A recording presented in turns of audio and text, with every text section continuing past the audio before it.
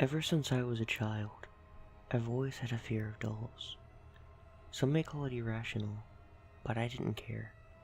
I knew why I was afraid. I knew what they were.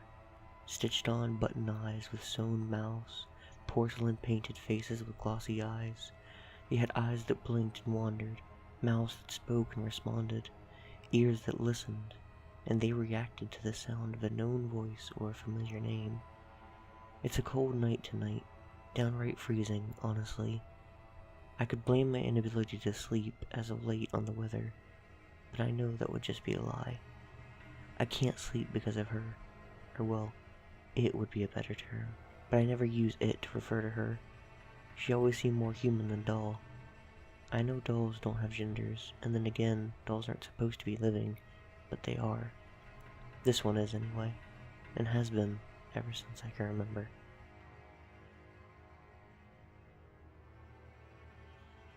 It was my sister's birthday. She was turning 7 years old, and porcelain dolls had always been her favorite. But this year, she wanted to go for something vintage, an antique. She wanted a Raggedy Ann doll. They weren't hard to come by. Every thrift store in America probably had at least one, with online shopping only making it easier in later years. I still remember the way my sister's eyes lit up like fireworks when my mother pulled that doll out of the brown paper bag they had concealed her in. I also remember the way my stomach sank and turned, like I ate something rotten and foul. I had an overwhelming urge to vomit, but I couldn't. The sound of the room draining that night, but I remember my mother's voice breaking through when she was telling my father the doll was indeed thrift store bought. Anne had a drawn-on mouth with little dimples on each side, stitched on button black eyes with a red button nose to accompany it. "So what are you going to name her?" my mother asked. Her voice and my sister's again began to drown out. I couldn't take my eyes off that doll. I felt her the entire dinner staring at me. No, not staring at me, staring into me. I couldn't finish eating that night.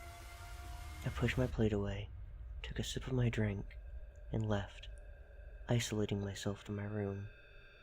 The nightmare I had that night has never left me. It was a horrifying experience, and I still wonder, was it truly a dream?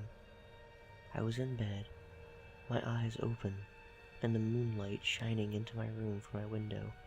The moonlight was shining on a chair in the corner, just beside the closet. I blinked, and the chair got closer and closer. By the time the chair was right in my feet, Anne was sitting in it, rocking back and forth, the moonlight cascading across her black button eyes and her falsely innocent smile. I tried to move, but I couldn't. I tried to breathe, but I felt my lungs were being choked. I closed my eyes again, telling myself that this was irrational, that this wasn't happening, that the doll wasn't alive. But when I opened my eyes, the doll was no longer in the chair. Anne was sitting on me, staring down at me. Her face contorted into a horrifying grin, teeth shone through, jagged and sharp, as she lunged down to bite my neck. And then I awoke. It was morning now, and the chair was against the wall by the closet door, just as it had been, with no sign of Anne and no marks on my body. It was a reoccurring nightmare for the entire remainder of my childhood. The first one that night, though, was the most vivid and real. I left home a few years later, about the time my sister was turning 13.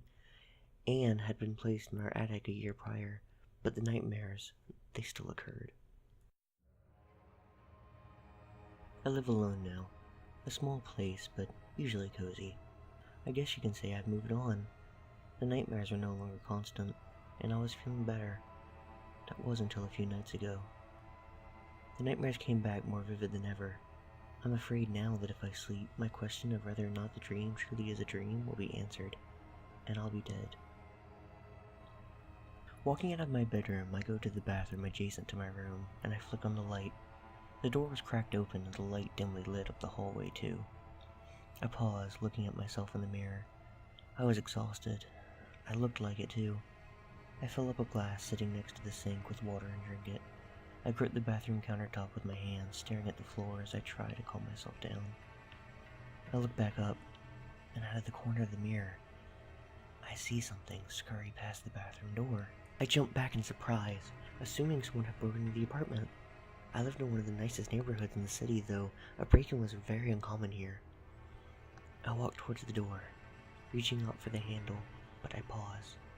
That feeling, that uneasy feeling, the night my sister got Anne, I was feeling it again, an intense feeling of fear, a feeling like death lingered in the air.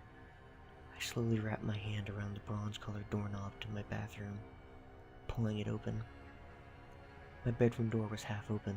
I see candlelight burning through the open crack. I put one palm on the door. My heart has jumped in my throat, and I push the door open.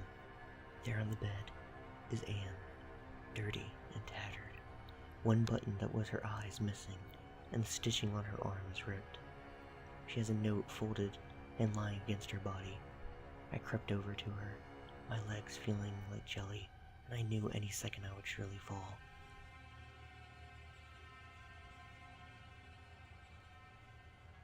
I reach out, my clammy hands grabbing the note from her lap. I flip it open, and the only thing on the note is the words, "Miss me." The note falls from my hands onto the floor. I swallow, close my eyes and tell myself this is only a dream. My eyes open as Anne's head begins to turn. She looks at me and smiles, her jagged teeth just as sharp as ever.